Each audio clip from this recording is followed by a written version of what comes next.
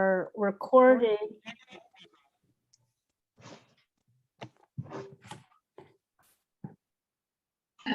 And we are live, friends. Welcome to everyone here with us on our Facebook page, as well as here live in the Zoom Poetry Studio. I'm Sandy Yannone.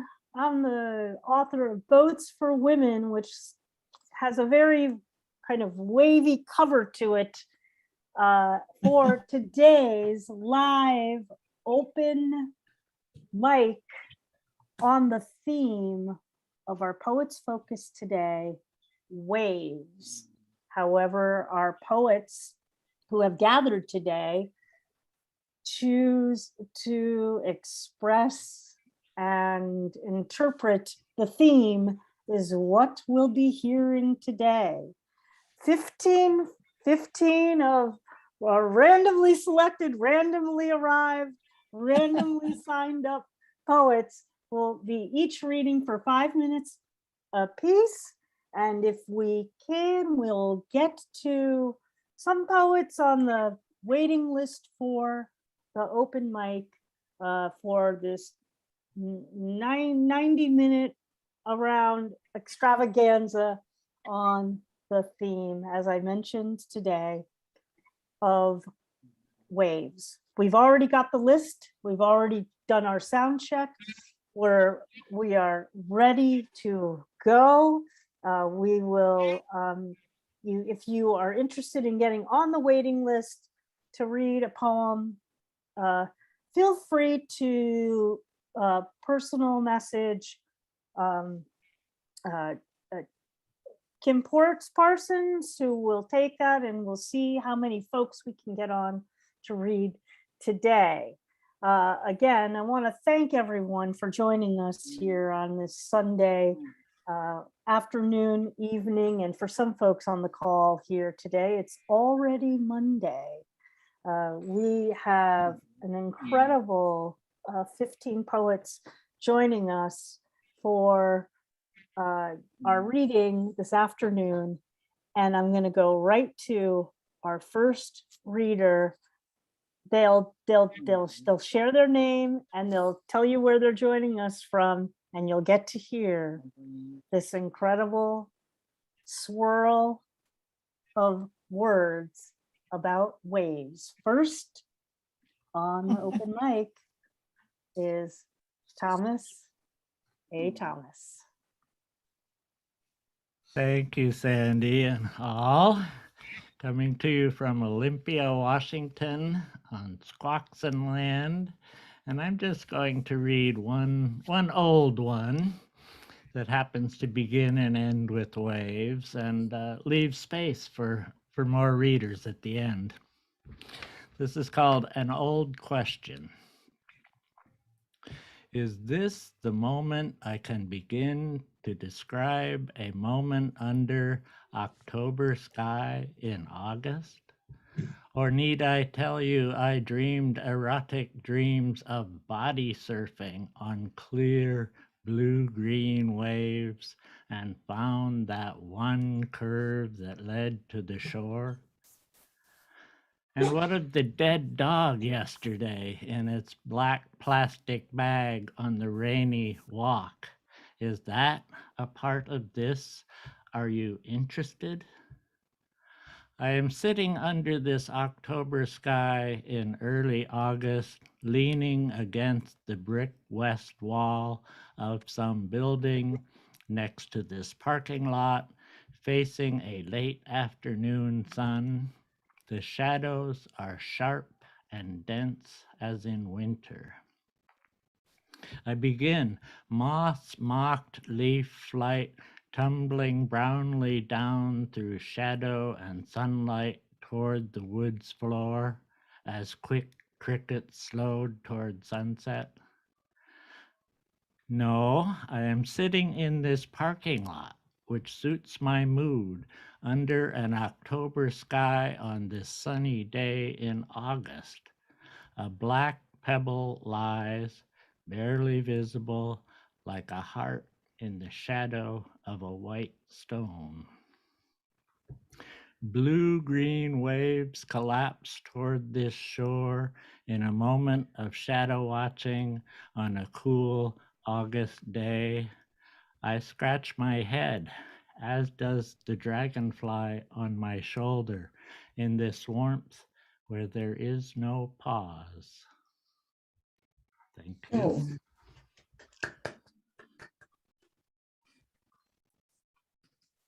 Thanks, Thomas. And next we have Rosaleen Callaghan. Hello. hello, lovely to be here. My name is Rosaleen Callaghan and I'm tuning in from Derry in the north of Ireland. And I have two poems this evening. The first is called Rathlin Island. And for any of you who don't know, Rathlin Island lies off the coast of Antrim and is one of the few remaining inhabited islands. So, Rathlin Island. Sailing now from Ballycastle Bay across the Sea of Moyle and her currents of boiling porridge, where the children of Lear swam for 300 years.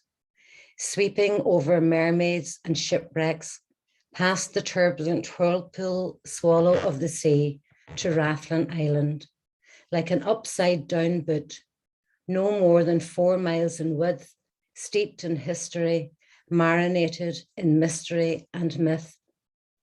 Between Rathlin and mainland, an enchanted isle from beneath waves appears every 7 years, where if a stone from land is gathered from under a left foot and thrown, the sea will never claim again. At Bull Point, with its upside-down lighthouse, a city of seabirds clings to skyscraper crags. Chicks cleave to sea stacks crowned with meters of mist. Guillemots, razorbills, fulmars, puffins, and kittiwakes congregate in the chapels of cliff edges, a cacophony of bird calls, hymns over the Atlantic. Foraging then for refuge in Altnacarry Cave, an exiled king inspired by a most persistent spider returned to Scotland to Bannockburn and victory. Wailing then on Crocuscreedlin, hill of screaming, as MacDonald women and children cleave to each other, watching their menfolk slaughtered in the hollow of great defeat, before being flung alive from cliffs to unmerciful rocks below.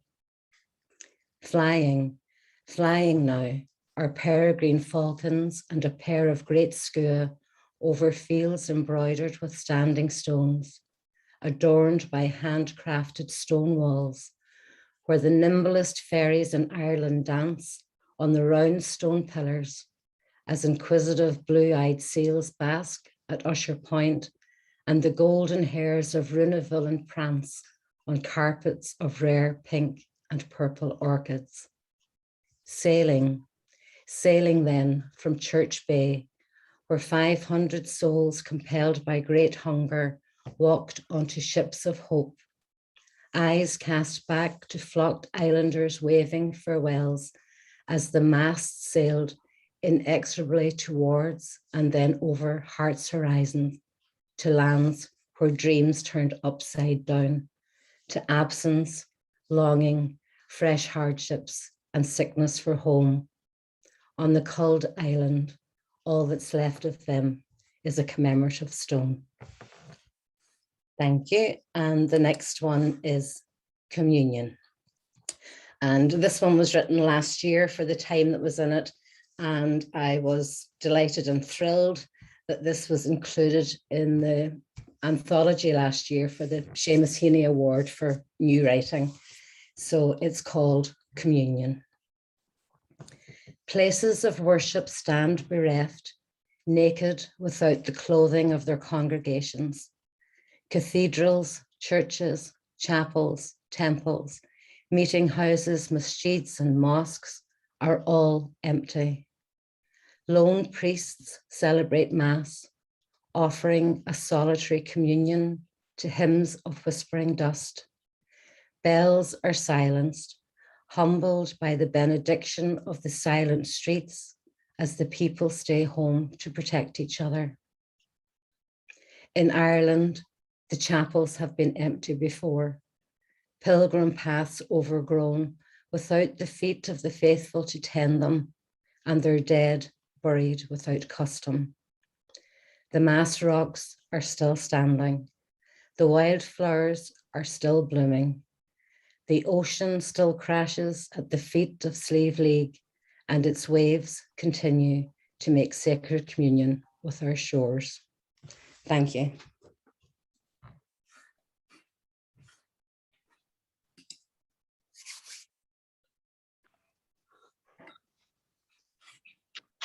Well, hello, everybody. That was lovely, wasn't it? Thank you.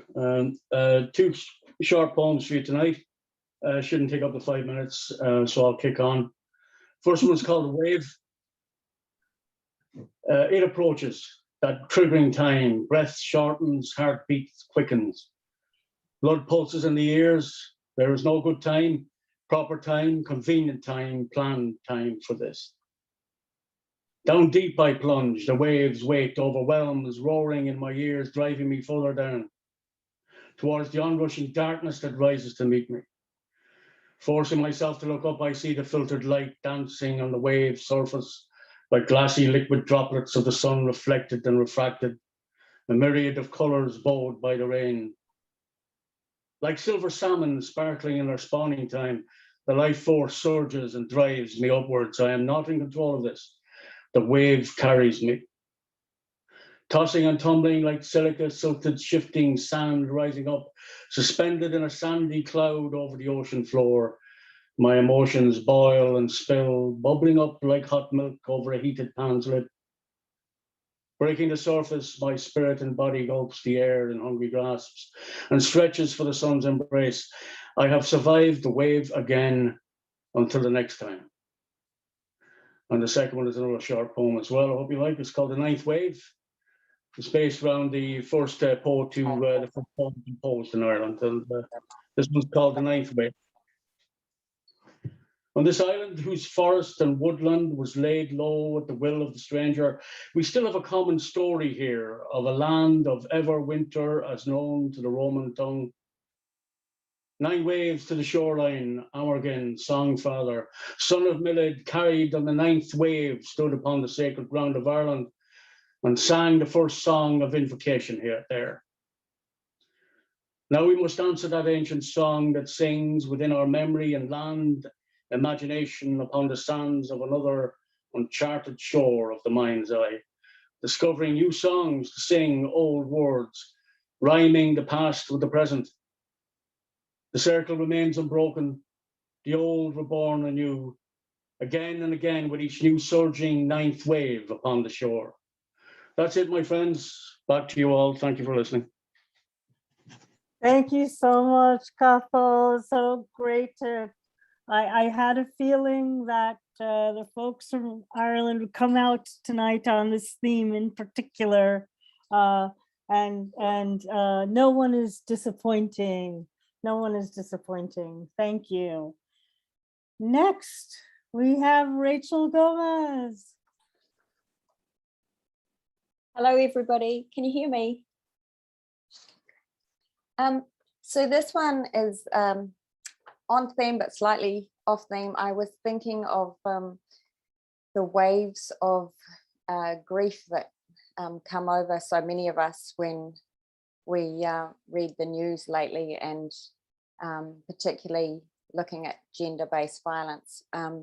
So this is around that theme, and I felt like a wave of grief, like so many, and wanted to write something about it. It's called Just a Block From.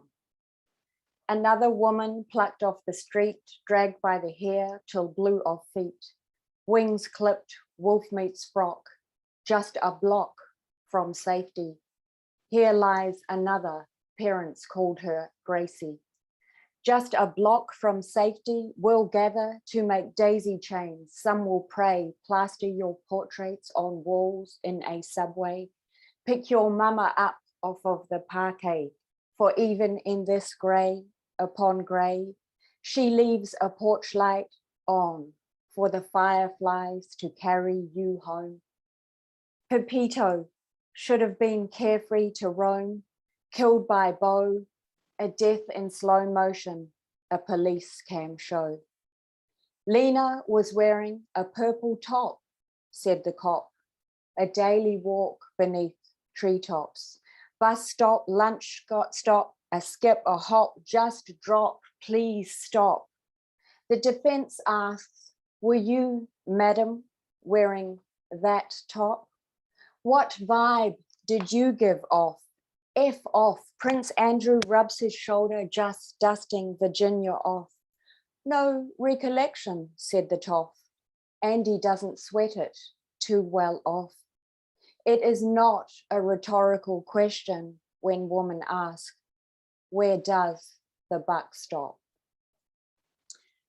And my second poem, thank you, is called Toa, and it's about a beautiful baby whale that was breached on shore here, and the grief of its mother. And many people in New Zealand tried to help save the whale, but unfortunately she didn't make it.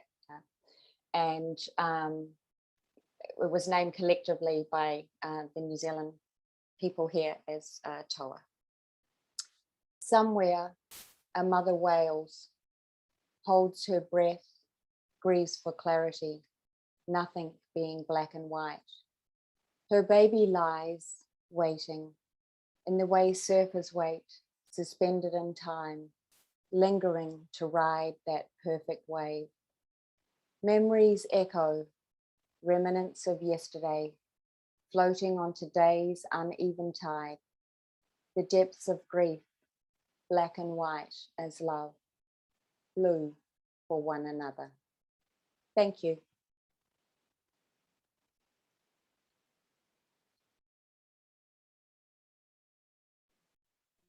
Thanks so much, Rachel, joining us from your morning. And as I mentioned, you know, the theme that we have today of waves has many interpretations and permutations. And so, you know, we're looking for, as always with the theme, that the prismatic look through that word of waves. Thank you so much. Thank you. And reminder, folks, we have our 15 readers for today. They'll be reading for 5 minutes each on the theme of waves. If you've happened to join us a little after the beginning of the sign up, you can request to Kim Ports Parsons to be put on the waiting list, and we'll see if we can get folks in for one poem apiece as we get to the end of the program. And thank you all for your patience, and let's move along to our next reader, my dear friend and salmon sister, Bertha Rogers. Hi, everybody. I'm going to read a couple of ekphrastic poems on the subject, on the theme of waves. And the first one is called At the Museum, and it's after Paul Klee's North Sea picture. Its vague colors waver. The white semaphoric line divides the upper haze from the lower, becoming the thin place where we were last night.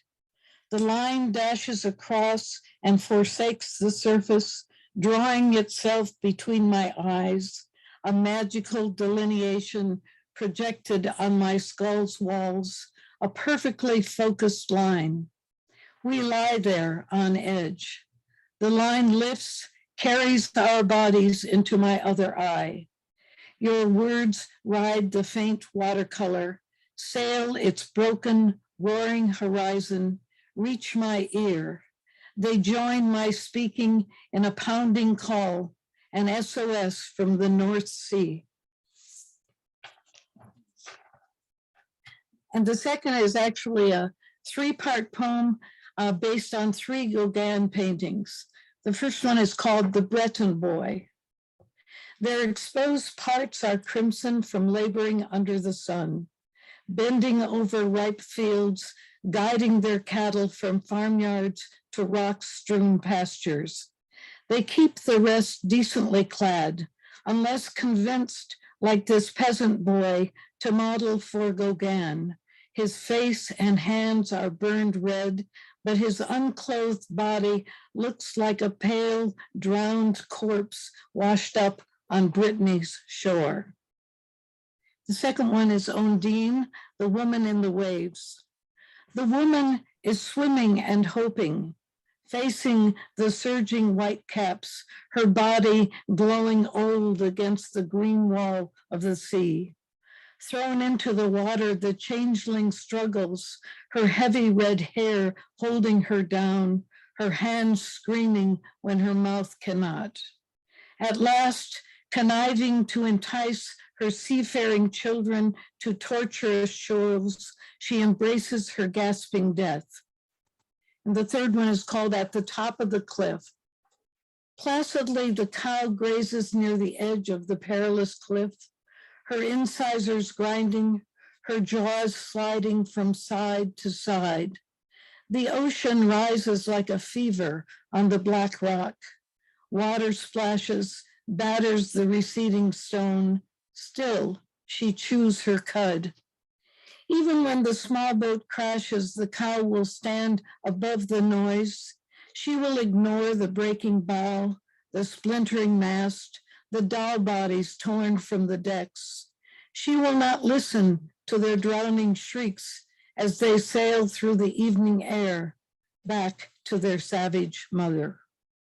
Thank you. Thank you. Terrific. Thank you so much, Bertha. Again, what an array of poetry on the theme within even the set, the ekphrastic. Great. Well, next we have Sandy Klevin. Welcome. Thank you. I am, yes, Sandy Klevin. I'm going to read from Defiance Street. I have found 2. Did you? Yes. No. Oh, am I muted? No, she would tell me. Okay. Now I've used some of my seconds. I am going to read 2 from Defiance Street, poems and other writing, my book. Beginning with Out of Place in Seattle, that references Theodore Roethke, and the epigram is also from him. A lively, understandable spirit once entertained you. It will come again. Be still. Wait, Theodore Roethke. We don't speak of stones or the sea in Western Washington. We use other words in place of these found out in your poetry. That's how I knew you weren't from here. We don't talk the way you do. It's an inclination to eschew words like eschew, because you sound too big for your britches, like I was when I was little in Seattle. Crying through the diamond links, crushed by a congress of friends, with you locked up in the violent ward 2 northeast blocks away. You came here from someplace else to put things differently. Poetry's province is elsewhere, a stone tossed up from the sea, embedded in the poet's shoe, 1 blink from catastrophe. A child kneels at the lip of a wave. She stretches out her hand to reach for something shiny.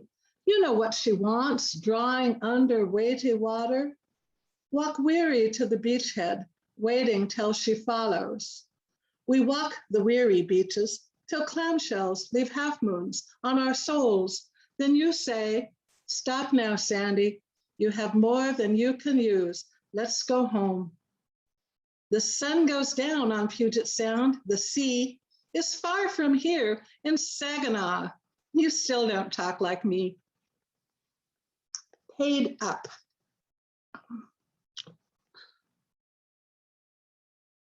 $50 a month.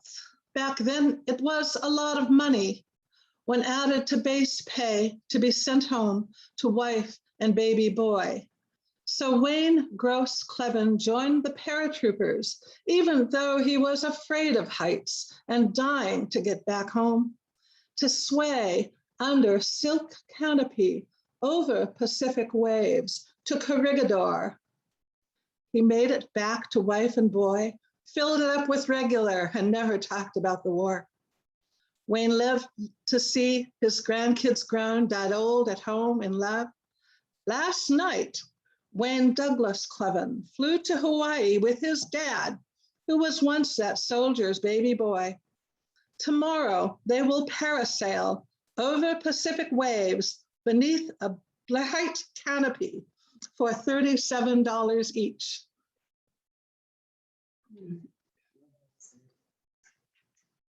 Thank you, Sandy, joining us from Anchorage, Alaska. This, well, still late morning for you folks. And we move next to the great Midwest with Marcella Remund. Thank you, Sandy. I'm speaking to you from South Dakota, and I want to say these are the lands of the Ocheti, Shakowee, or Seven Council Fires Nations, which is the proper name for the tribes of the Santee, Dakota, Yankton, Nakota, and Teton Lakota people, commonly referred to as the Sioux. I have two short poems. Most of you know that in South Dakota, we're pretty landlocked. So we have maybe a different take on waves here. This first poem is called Seagulls in the Parking Lot. Seagulls in the parking lot at Coffee Cup off I-29 in northern South Dakota seem out of place, paradoxical. There's no ocean here, unless you count the lapping waves of corn and beans, the white caps of drying wheat. No fish either, so parking lot gulls hunt paper cups. There's no sand here either, just the gravel of glass and ground shell, stowaways in tire tread from wetter places. There's no ocean here. This is promising frontier though, so flighty seagulls follow spit chew and burger wrappers to the ditch dry parking lot at the Coffee Cup. These rogue gulls, their unflapping sail wings, their sextant eyes and webbed feet, call and circle, displaced over asphalt and oceanless prairie. In my landlocked dreams, gulls wing along a shore, spearing smelt or beaking turtle eggs. I'm in a turtleneck in a palm hut near the ocean. Crabs on a reed grass mat claw toward my coffee cup. And I should have said that was a villanelle, but I forgot. This next one is called The Boy Who Practiced Drowning. He was always long gone by the time I threw the life preserver, not even a bubble breaking the surface. I pictured him standing stock still on the bottom, silt between his toes, his gray eyes blink, blink, blinking. Later, I would see him dried out at the hardware store, buying 3 penny nails for his drunk old man, or getting pummeled by Spider behind the seat and eat, his fishbone legs akimbo. Or at the 66 buying cigarettes and a paper for his shut-in mom, and that nickel pack of sun seeds he'd spit all the way home. Next day, I'd skid down the dock like sliding into home, throw the ring a split second too late. I'd imagine billowing silt again, his pale eyes, blonde hair drifting like chara in the soupy green water. Brother, that crazy boy sure knew how to drown. Thank you. Wow, thank you so much, Marcella. You know, we've got a hefty waiting list, so I'm going to keep all my remarks to the barest of minimum for me, and move us along next to Lorrie Wolfe. Thank you, Sandy. I want to thank my friend Kate Wegerson for getting me connected here. This has been so welcoming. I've only been here a few times and love it. I'm going to read 2 poems from my book, Mountains, Myths, and Memories, which is an anthology that I put together a few years ago.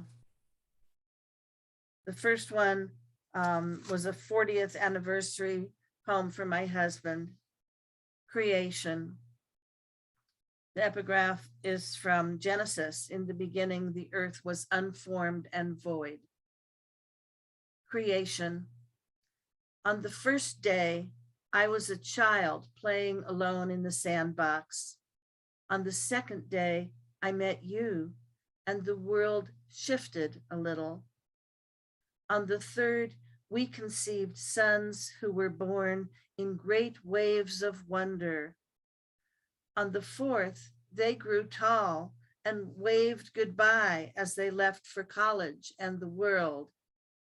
On the fifth day, we held grandchildren high in the air and measured their progress in pencil on the closet door frame. On the sixth day, we grew gray, wrote poems, and went for walks that took 40 years. On the seventh day, we rested on memories and laurels and riverbanks. And whatever shall we do next week, my dear? Thank you. The next one is a pantoum for a flood. In 2013, there were 100-year floods in northern Colorado, and they just destroyed some beautiful areas, wild rivers, and it was quite a shock to people. Pantoum for the flood. It's changing my idea of a river. My green refuge turned roiling molasses, waters relentlessly rushing and rising, like four-armed Shiva wreaking destruction as he passes.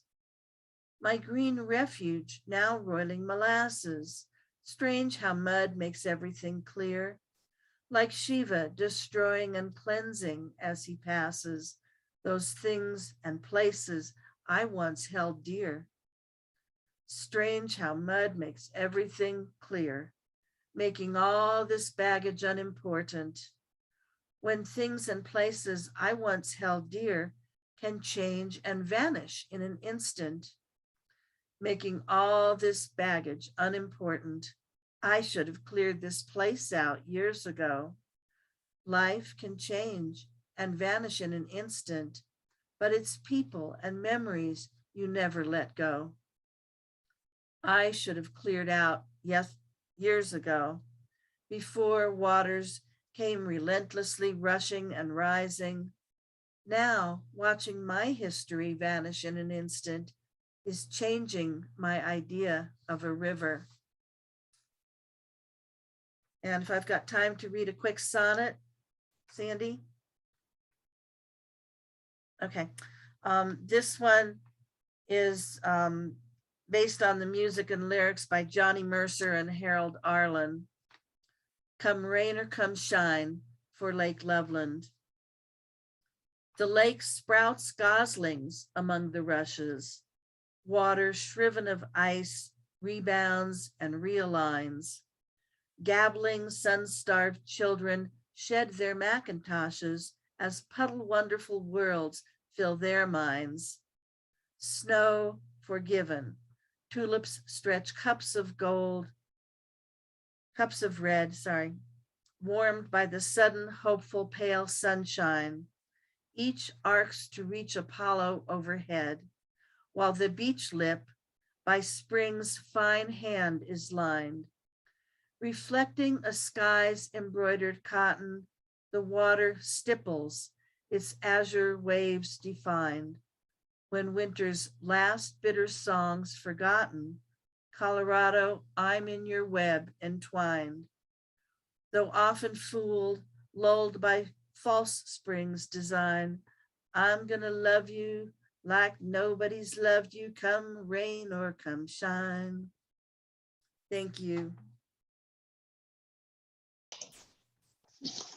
Thank you so much, Lorrie. And a reminder, we have quite an accomplished group with us today here, and feel free to post your collections, links to your websites in the chat.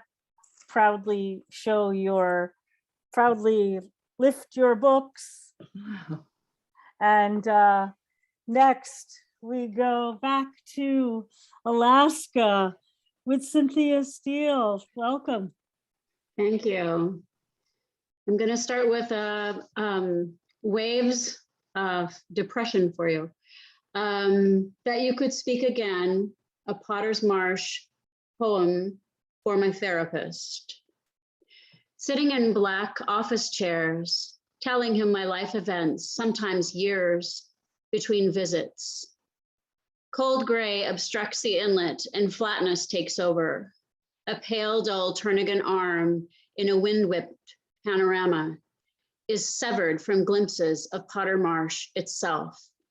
Winding down these narrow streets, cottonwood, alders, spruce, buffer the sounds of small birds. A raven caw starkly breaks through. He's Scottish, a brave heart cut out outside his office door, declared, teach them to fight for freedom.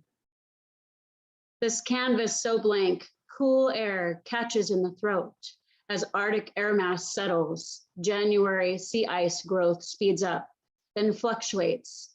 34 degrees, cloudy, ice hazily absconds with clarity, covering sodden thick viewpoints. At pullouts, photographers tossed around, turned frigid, escaped to their warm cars. He and his wife, both therapists, walk holding files to messy offices, listen to words and silence.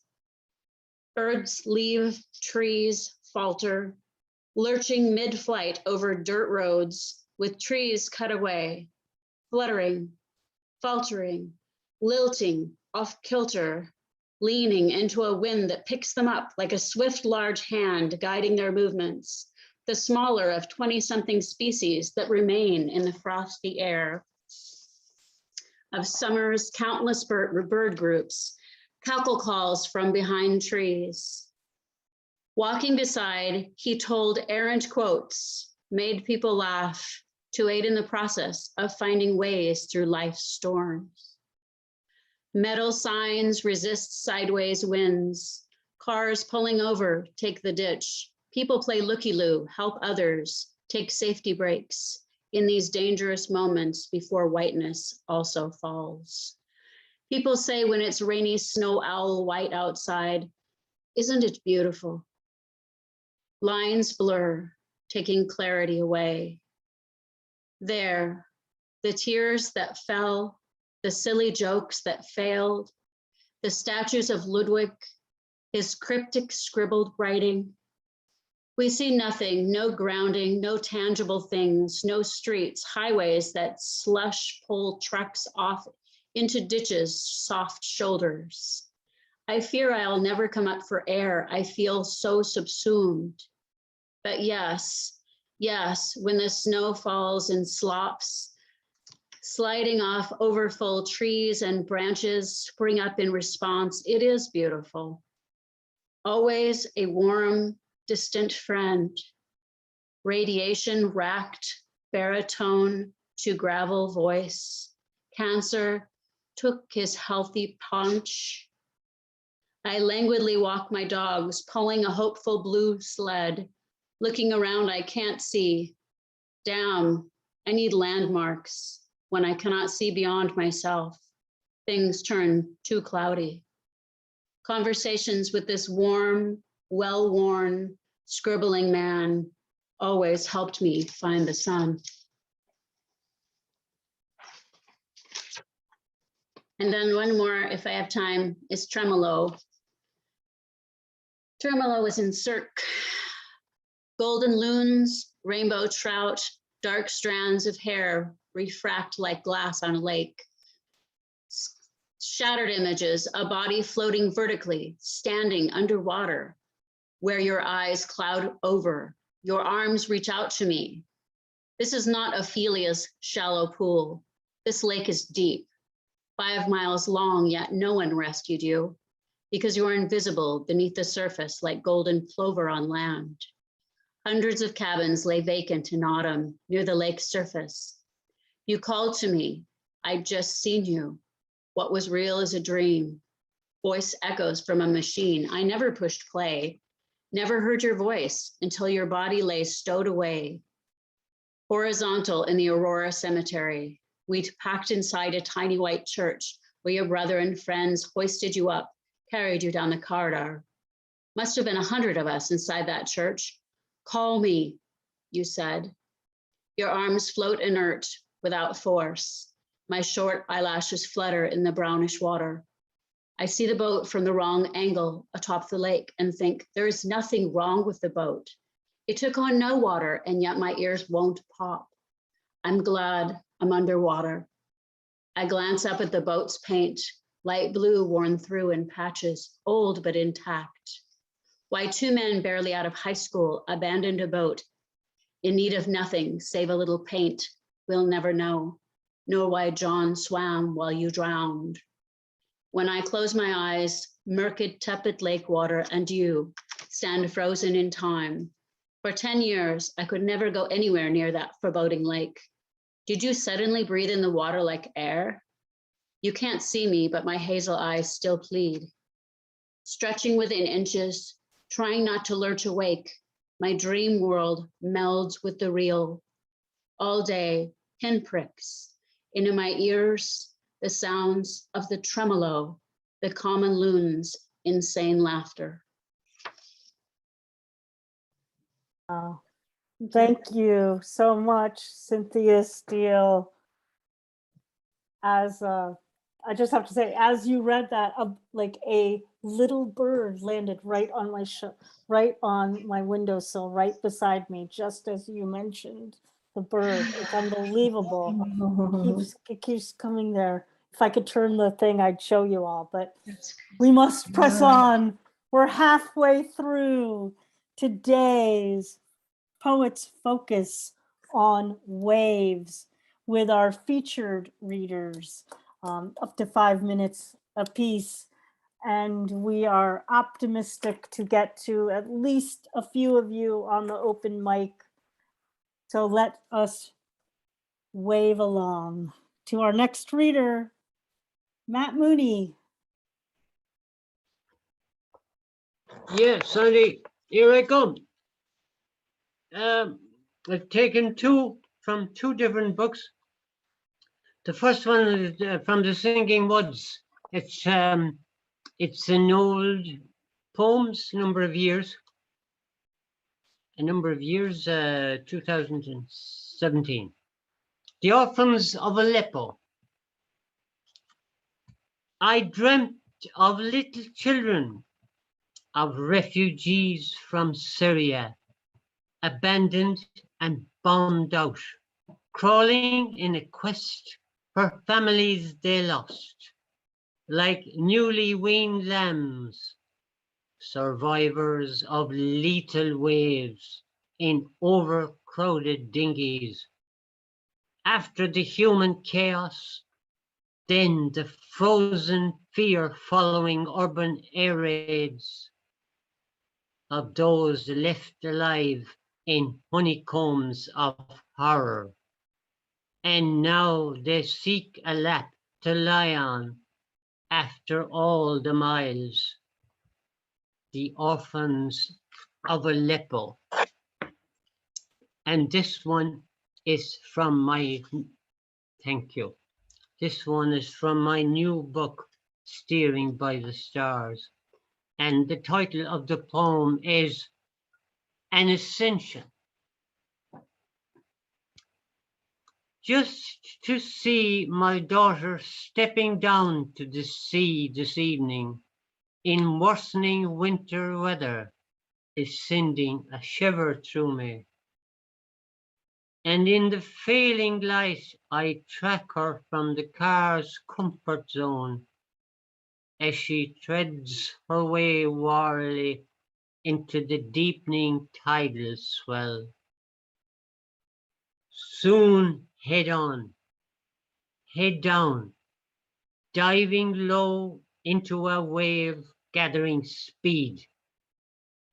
She is mysteriously immersed in a conversation with the ocean, rocking in its arms, unreachable, all her being unleashed to this power of spiritual ascension. Thanks. Thank you, Matt Mooney, who will be joining us next week also on for our new book showcase Yeah, looking of forward Steering to by that. the Stars, as we are as well. Thank you. And next, again, one of our Salmon brothers, Phil Lynch. Welcome. Thank you, Sandy. I'm going to do 3 short ones, hopefully. Some from my salmon collection that you mentioned, or didn't mention, but salmon, I am. Salmon, we all are in a changing light.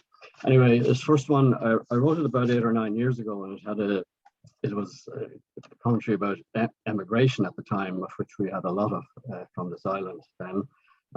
So there were people going across the waves, and there were a lot of people waving as they left, and people waving back as they departed as well. Of course, I found in the last year or two, this took on another connotation altogether, but anyway, I will read it. It's called Disconnected. They're out of reach now. The hands that held and clasped felt their way through touch and grip, gone in a confusion of waves beyond the bottom of the sky. No tap of fingertips on far-off keys, no image flashed on screen from distant lenses can bridge the gap, can match the perfect imperfections of the touch, the feel, the grasp of hands we can no longer hold. The second one is also to do with well, it's to do with migrants rather than immigrants, and the waves of migrants coming across seas and maybe not always getting the reception they expected. And it's in the form of a triolé, so it has a kind of a fixed structure and rhyming pattern, and it's called Outsiders. They came with stories of the war and battles that would set them free to land upon a friendly shore. They came with stories of the war. Shattered by our shuttered door, dangerous as the darkest sea, they came with stories of the war and battles that would set them free. And finally, this one is in sonnet form, and it's, I suppose, to do with waves of emotion more than anything else, and it's called Beyond the Flood. You lifted up my world and spun it round. Your hands, the axis for my fragile life. Once tossed about on roller coaster tides, you brought me through the waves with expert strokes until we reached a point beyond the flood to rest upon a calmer carousel. Released from rushing swells, we fell headlong into a deeper pool of quietude. We floated hand in hand like birds in flight across the surface as our ripples spread a signal to the shore that all was well. You held me and refused to let me go. I melted like a snowflake in your palm, a teardrop wrapped inside a silken cloak. Thank you. Thank you so much, Phil Lynch, joining us from Dublin this evening. And we move along, wave along next to Michael O'Mara.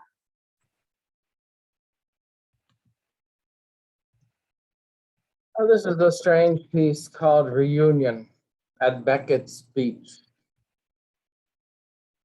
This is a beach. The wind forces each syllable into shout.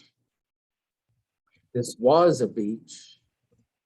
The metal in their knapsack emits a muffled clank as it drops to the rocks. They sit in windy silence, each garbed like a rumpled Gloucester fisherman. Do you think? They let the wind and waves answer. The last time we were here.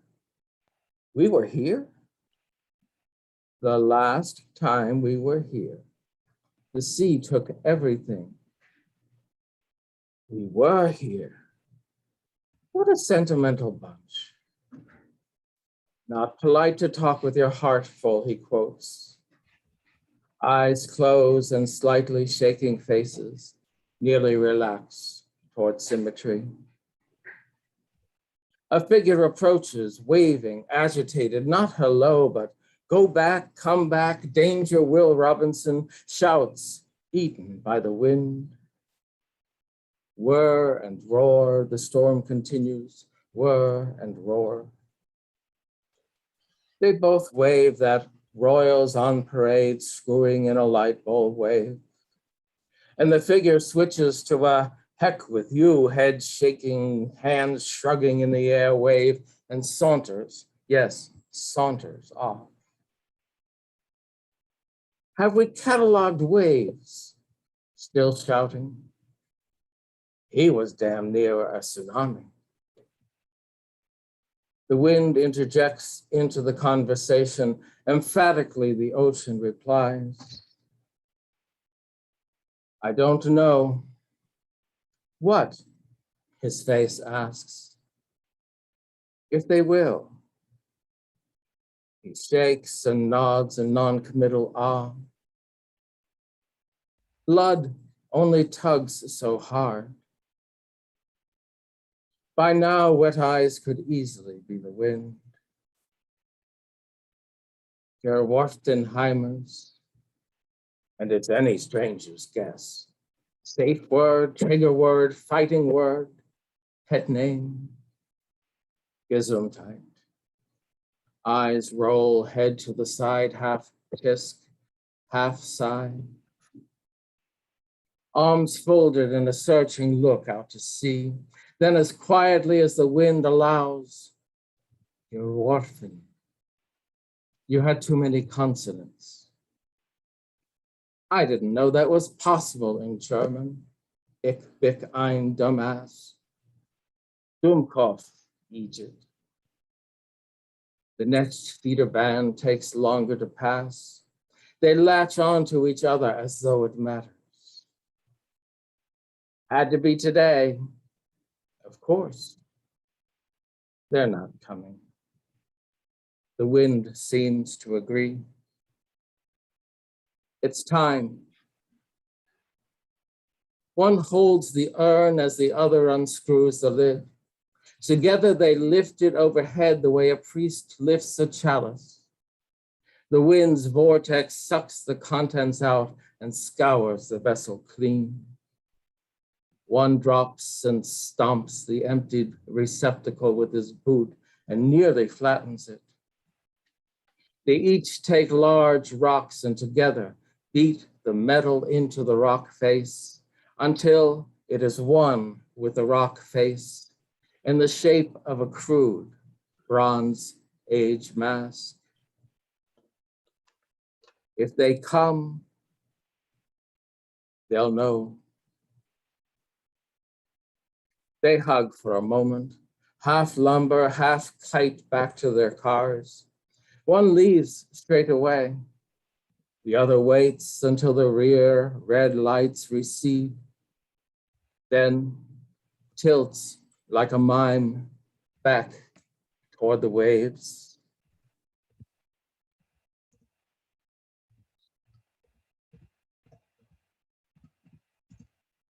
Oh, thank you so much, Michael.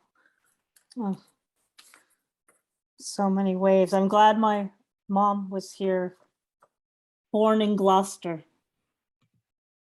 for her to hear a mention of Gloucester today. Well, our final 3 features we're down to, so we will get to that waiting list, at least to some. And next we have Georgia Popoff. Hello. Hi, everyone. I'm here from Syracuse, New York. And thank you, Marcella, for that acknowledgement. I live on Haudenosaunee land and live very close to the Onondaga Nation. So thank you for reminding me to acknowledge the space that traditionally belonged to others and that I now shepherd. I will read 2 poems from my manuscript in progress. My most recent book came out. We launched it 6 weeks before COVID, but now I'm on to new work, so I'm very excited. Thank you for listening in advance. This is Viking Funeral. Everything is ablaze. The rear view headlight glaze, halos in the opposing lane. What are the angels all rushing towards? Lately, mortality consumes me like an earwig. I've always planned on cremation, tidy, efficient, so much less an imposition. No need to choose a lining or type of wood, no burdening pallbearers, just sift me into the earth. Once I watched Rocket Gibraltar on videotape. Burt Lancaster, a bold, cranky man facing death, his family full of denial and dysfunction, as movie families often are. His cancer delivered no cure for their bile till they lit his little boat on fire. Fear of drowning has long blocked me from swimming, but I don't object to being swaddled and launched into the middle of a lake. Send a barrage of fiery arrows like a meteor shower, the soft hiss of cinders in appropriate irony. The ashes and shards could drift down to settle in among the turtles, rotting tires, and lost shoes.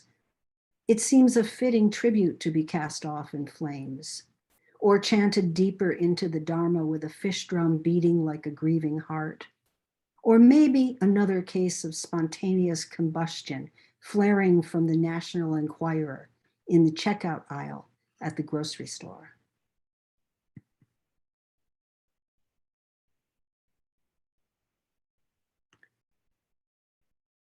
This second poem is called St. Anthony and Stephen Hawking Conspire to Maintain Order. Matthew Olsman asks, if this is true, what else is true? In actual fact, nothing is solid, or so I have been told. The universe is comprised of a collection of molecules in close collaboration, making space even more vast than we ever assumed. This makes me cautious when climbing on my desk to hang a portrait of St. Francis de Sales, the patron saint of writers. What if I fell through? Where would I land? Months before the Twin Towers defied the logic of solid steel, I spent a week in Tuscany, wandering through vineyards and cathedrals. The day before heading south to Rome, my white gold toe ring was suddenly absent. I tore the bedding apart, retraced my steps. Then I remembered to pray to St. Anthony. Then I recalled dangling my feet in the deep end of a pool while staring across the valley striped with olives and grapes. The tiny circle rested at the bottom near the drain. The caretaker saw it too. He trundled to his shed, returning with a long pole, a crooked nail pounded into the end. His arm elbow deep, he fished for gold to answer my prayer. Rome was crazed. Their soccer team won the Italian Cup for the first time in 17 years. Soccer is truth to Romans. Families flooded streets, flowing towards Circus Maximus, tributaries all heading to the sea. I stopped on a stone wide as a manhole cover, rounded to a blue-gray mound. How many feet did it take to wear away all those tight molecules? No one else seemed to care. My companion and I were in search of pasta, waiting against the current. Up a cobblestone alley, a tiny chapel spilled forth a wedding party, the bride bright as gold, her groom beaming at his good fortune. White calla lilies lined the aisle at the ends of pews. The walls bore saints in frames of the same warm wood, a brass offering box before each, a slim slot just wide enough to accept a coin or a folded bill. Close to the door, stoic St. Anthony drew me to a halt. I pulled cash from a spot close to my heart. Reserving enough for a meal, I pressed lira into a neat package. Tonight, the Tokyo News tells the cable world a distraught father dives beneath the waves in Fukushima, searching for a miracle, a gold ring, a shoe, any hint of his daughter swallowed by the sea. Swabbing a tombstone, he says, "Each day I wash my face and her name." He never knew how to dive before this. Grief drove him to it. Once he had a beloved, then in the space of a moment, no trace. Beneath the breakers, remnants of walls, cars, bicycles, evidence of the dead, all those molecules, the distance between never to be filled, bones, heart, skin, stardust, each life a single cell in the expanse, claiming no boundary, no logic, agreeing to be true. Thank you all. Thank you so much, Georgia. Terrific new work, and we look forward to more. All right, next of our features on the open mic, Harvey Soss. Can you hear me? Welcome. We can hear you perfectly. Fine. Thank you. First, I'd just like to note that in the chat, I've posted an invitation to Artful Dodgers Poetry, which I host, usually on a monthly basis. This one is called Noah. I have two. First is Noah. There were no how-tos on how to survive the flood. No time for a visit to a shipyard for casual note-taking.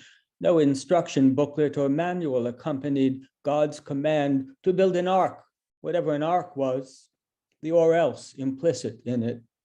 Not even a few hours off to teach Naaman, the children, how to swim as a backup plan.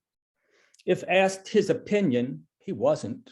He would have advocated for a less severe punishment, locusts perhaps, or erectile dysfunction, something more than a slap on the wrist to be sure, yet not so permanent as near extinction would be.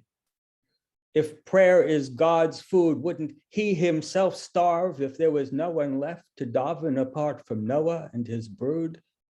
A compromise, then, as being best for all parties. Darkness for, let's say, a fortnight to be followed by probation, and after a few years, expungement. Everyone gets a clean slate and begins again.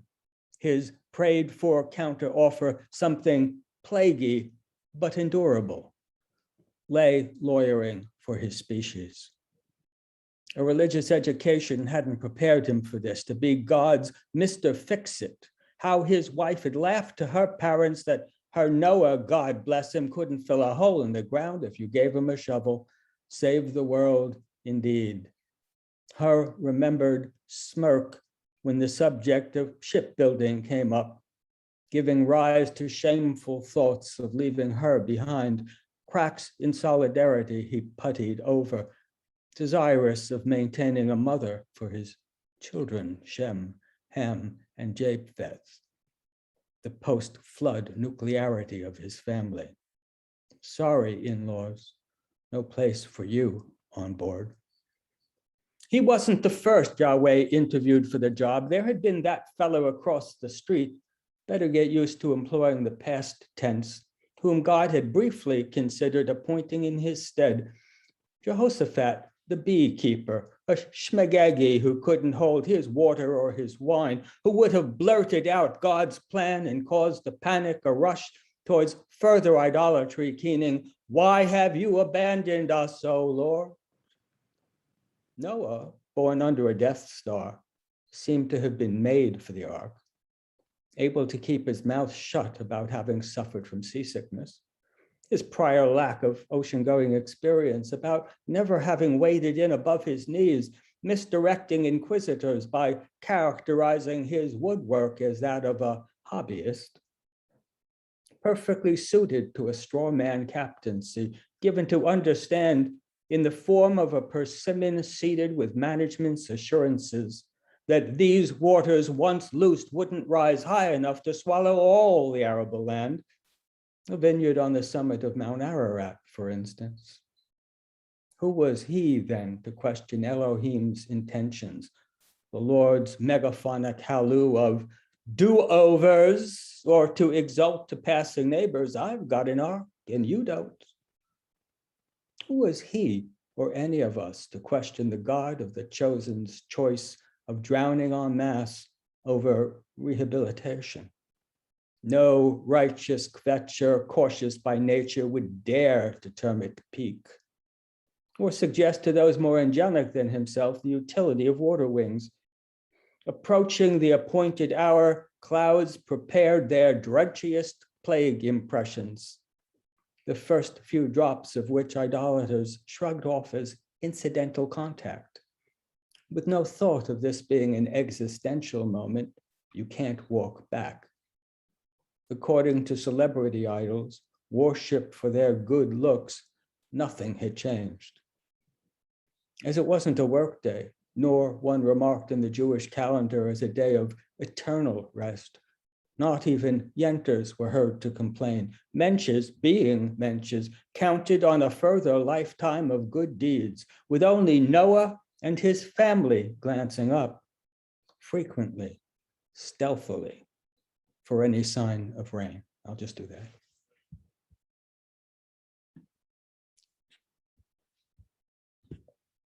Okay.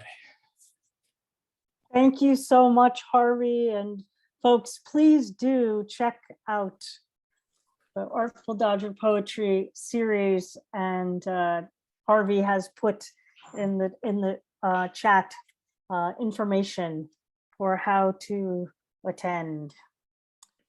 Our final reader in the featured segment of our Waves Poets Focus open mic, Susan Abbott. Well, thank you, Sandy, and thank you all for being here today, listening and reading. I've enjoyed every one of you so far. I'm coming to you from Long Beach, California, which is traditional Tongva land of the indigenous people of the area. And surprise, surprise, I'm going to read a villanelle. And it's brand new, special for you. And it's called The Silky Girl. Now you see her, now you don't. The wave swept out in its undertow that silky girl from a dark sea cave. She rips the tide that none may have the calm to stay and grow. Now you see her, now you don't. The wave. Moon rules her motion, how she'll behave, the rhythm of her ebb and flow. That silky girl from the dark sea cave. Oceans deep, the seafarer's grave, the lost we never shall know. Now you see her, now you don't. The wave passes through, unshaken, she's brave. She stands solidly in its shadow, that silky girl from a dark sea cave. Issues the call, and with time may save. The conch at her lips warns below. Now you see her, now you don't. The wave, that silky girl from a dark sea cave. Thank you. That's terrific. No, you know how to throw down a villanelle like nobody else. Marcella, you did fine too with your villanelle, of course, right? Of course. Thank you so much. If we do another Waves Poets Focus, I think the tagline should be, now you see her, now you don't, the wave. All right, my friends.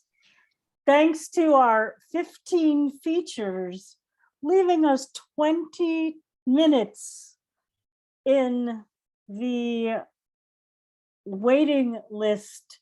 Let's try to get to all 10 of you. First up is John Troy. Hi, I'm John, and I'm coming to you from Offaly in Ireland. First poem here is called Waves of Rapture, and it's about a Limerick hurler. It's about a sportsman.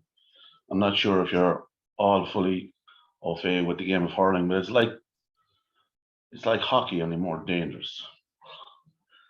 So Waves of Rapture.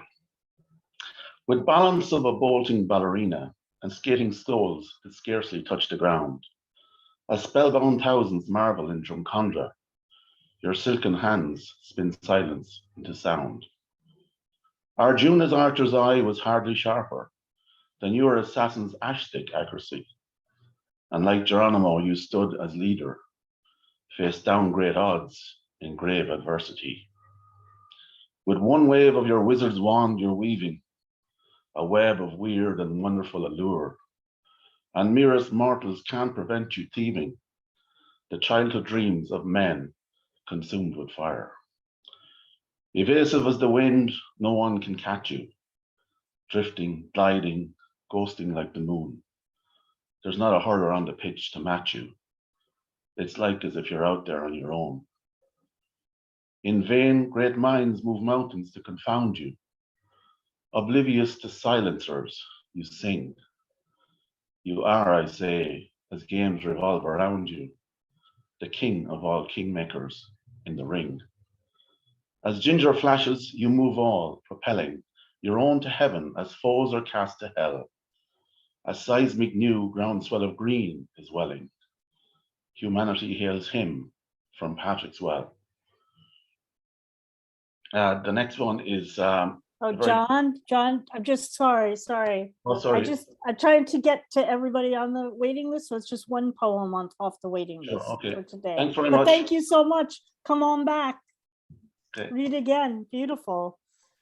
Josephine, you're next. Welcome. Good to see you. Thank you. I'm coming to you from Calgary, which is the traditional lands of the Piikani, Siksika, Kainai, Nakota, and Tsuut'ina. And this poem is about waves of consciousness and waves of being. I visited Sedona back in 2013. A personal geology. In Sedona, a series of pools carved into rock, the 7 sacred pools, hollows carved in sandstone by water and wind and the elements of pain and time.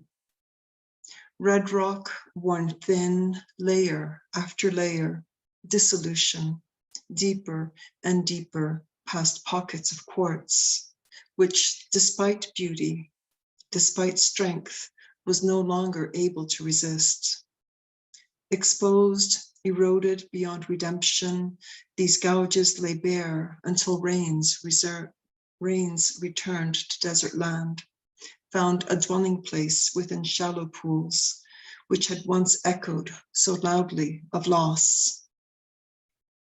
Glorious rains fell to the earth, absolution, filling dips one by one, water filling, flowing, overflowing from one to the next to the next. These 7 pools, chakras set in stone, lead lower and deeper reconciliation, filling, flowing, overflowing, reflecting fullness of life, mirroring immense intensity of sky. These 7 pools, an invitation. Come, sit, submit, succumb to gravity and all the heavy forces. Rest the body, still the mind, by waters pooled. Observe clarity and consciousness arise despite gravity and the other forces. Sit and reflect, sit and be still. Thank you. Thank you, Josephine LoRe. We move on next to Isaac Cohen. Yes. Right. Yes.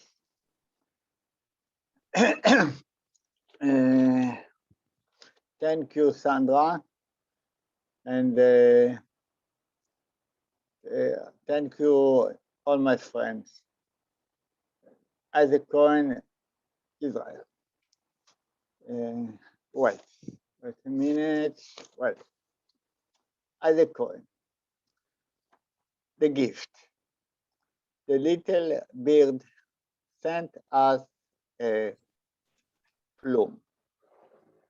How charming is the voice of the sharp mountain spring of passion.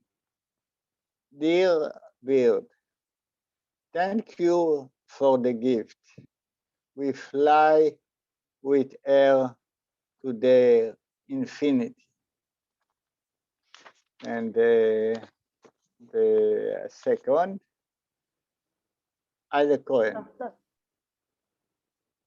The magic, wait a minute, there are airplane. Wait. Airplane.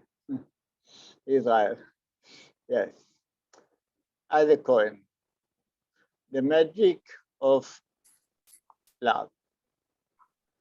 How marvelous is the minute that souls unite with the stars. The sparks light in the sky of love.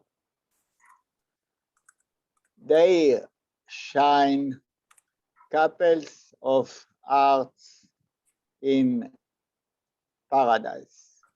Thank you, Isaac Cohen, Israel, and thank you, Sandra, and thank you, all my friends in Canada and all over the world.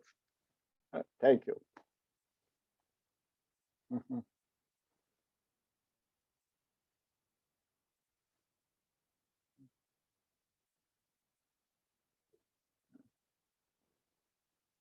Yes. Sorry, I said thank you. I'm sorry, my mute is being very weird today. Bill Net, thank you so much, Isaac, joining us this evening. And next we go to Bill Nevins. I think we're gonna do it, folks. Get to everyone. One poem, please.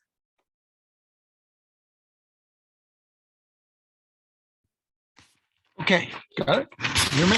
Okay, one poem, here we go. I've been thinking a lot about the pros and cons of slam poetry recently. And I even wrote an essay. Well, I didn't write it. I found an essay written in a slam poetry men's room, and was written on the wall by Pliny the Younger. Anyway, I've put that publication up. So if anyone wants to look for it, go to my Facebook page. But this poem, which is far less respectful than that essay, is called Sunset Tsunami, La Reconquista, and How to Declaim While Exhaling, for Don McIver.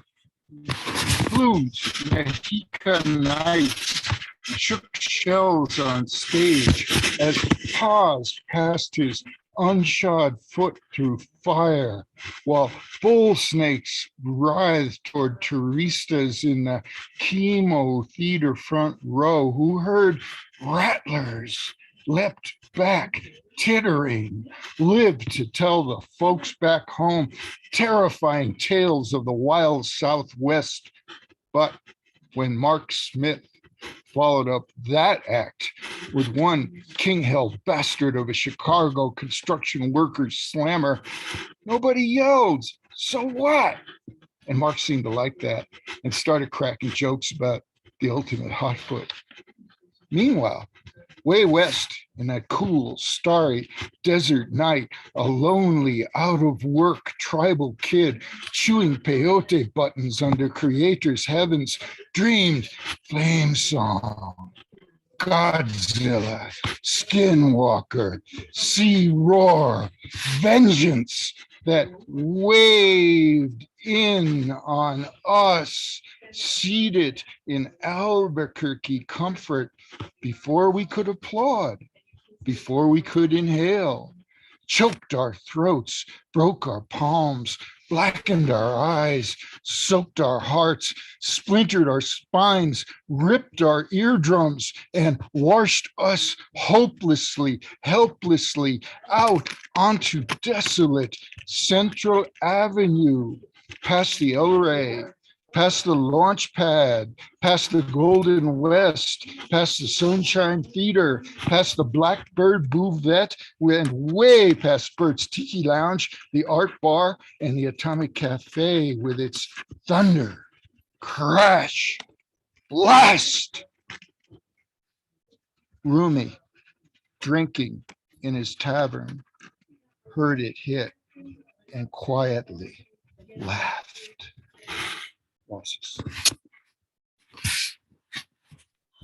Oh, terrific. Thank you so much, Bill Nevins.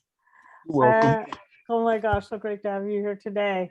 Well, let's get our final five in, shall we? And next go to Sophia Behal. Welcome, welcome, welcome. Hi, how are you? Oh, I didn't even know it's gonna be my turn. I'm the fifth in the, what am I gonna read? I don't think I should read today.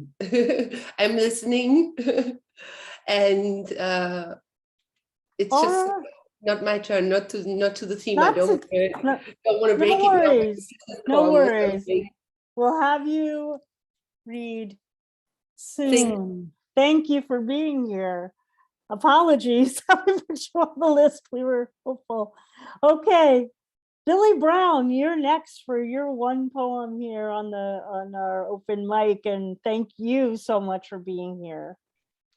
My pleasure, Sandra. I just want to thank the 6 people who were or are present, who are published in my latest fiction-free poetry anthology, including Sandy and Bill and Dawn and LoRe, last name, Josephine, and a couple others. Thank you. This poem was stimulated by the word waves, reminded me of a time about 20 years ago, about 5 years ago after my daughter's death. It's untitled. Waves of grief capture my body, drag it into convulsions beyond my control. His mother in Turkey wants to help him care for his dog in Santa Fe, New Mexico, while I cannot even protect my daughter in California. Thank you. Thank you, Billy. Thank you. Well, we are fortunate today to get to hear from so many people from everywhere, all over the globe today. Next, we get to hear from Mona Lynch. Welcome, Mona. Thank you, Sandra. I'm afraid a published book is still a very tiny dot on my horizon. In a recent workshop for fledgling poets, we were given water as a theme. And I thought what I wrote then might suit tonight's theme. I realized how much I hate waves and water. Water has bossed, bullied, scared, and all but drowned me. My longest memory of it, splashing over the sides of the piebald enamel bucket onto my new sandals as I tottered down to my grandmother's from the pump on the hill. It terrified our village in 1948 when it fell in torrents, broke the banks of the Waterloo Road Dam, spilled into our homes, teasing Mary and I as we played with our dolls on the stairs, creeping sneakily up 1, 2, 3 steps, trying to get us, until it ran out of venom on step 4. It almost got me in Youghal. That's a seaside in County Cork. It almost got me in Youghal when it produced an enormous wave to grab me, toss me in the air, and slap me back on the beach, full to the gills with water, but alive. Mirror-like, it lay smirking, calm and serene, watching me emigrating, boarding the Innisfallen, sadly waving to my mother on the quayside. Taking advantage again in Rome, as I sat in my hotel room across from the narrow street from the Trevi Fountain, it made sure I was looking as it swallowed red dye tossed in by a malicious artist, disgruntled with the government, and let me look on as it churned and gurgled an angry blood-red swirling horde, with not a thought for the ancient porous travertine stone. It did throw back my brothers, Pat and Jack, as it swallowed them down twice into a whirlpool on the River Lee. But the third time, it gave them back, rejecting them in disdain. It holds the bodies of a few people I loved, refusing to give them up. Like when the HMS Repulse was torpedoed in 1941, it grabbed so many young men and held them fast down in the engine room.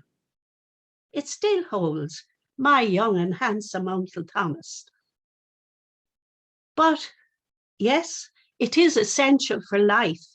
It can be beautiful, but water has a menacing beauty, concealing fangs. Oh, thank you so much, Mona, for that, for the menacing beauty of those of the waves. Indeed, indeed. Second to final of our readers today, tonight, this morning, wherever you're joining us, is Jeff Kalis. Hello, Jeff.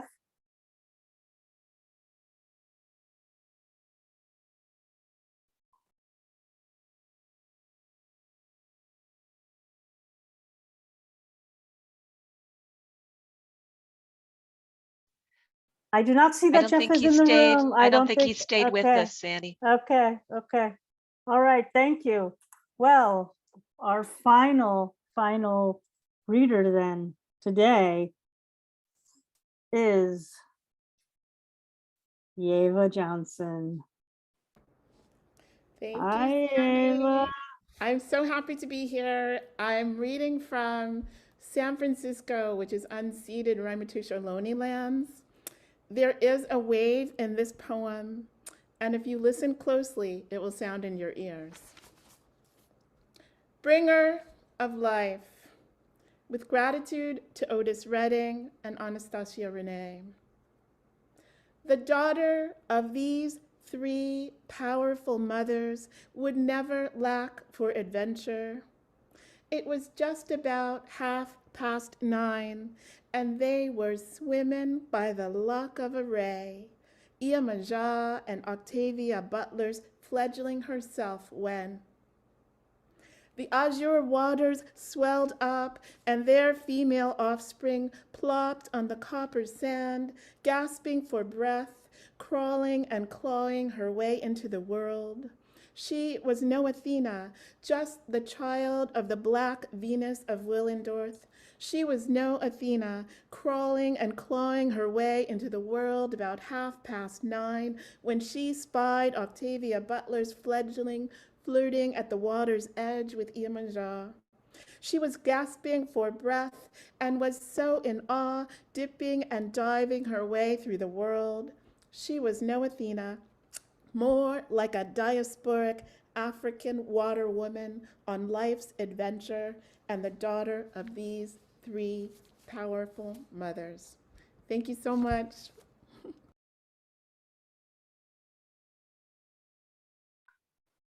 Oh, the waves. Oh, the waves today. So many waves. Hey, let's unmute and send some waves of appreciation out to all of today's featured readers. Yeah. Wonderful. Yeah, everybody unmute. Let's clap.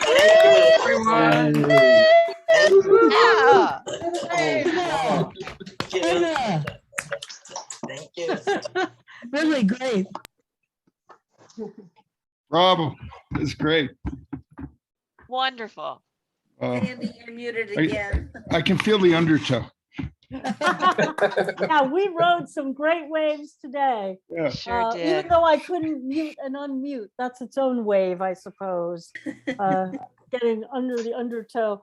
Everybody, we heard, I'll make a couple closing announcements, but I want to acknowledge everyone that we were able to hear from today one last time, share all of their names with you. We heard from Thomas A. Thomas, Rosaleen Callaghan, Cathal Mac Theinfhir, Rachel Gomez, Bertha Rogers, Sandy Klevin, Marcella Remund, Lorrie Wolfe, Cynthia Steele, Matt Mooney, Phil Lynch, Michael O'Mara, Georgia Popoff, Harvey Soss, Susan Abbott, and we were able to hear in our bonus waves,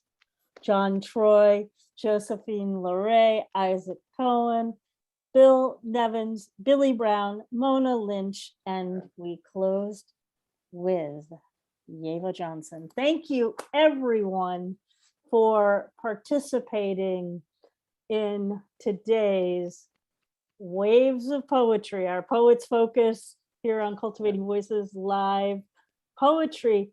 Next Sunday, come back. We have a fantastic new book showcase, our first of the month of November, with joining us, Emily Moan, Slate, Rachel Mennes,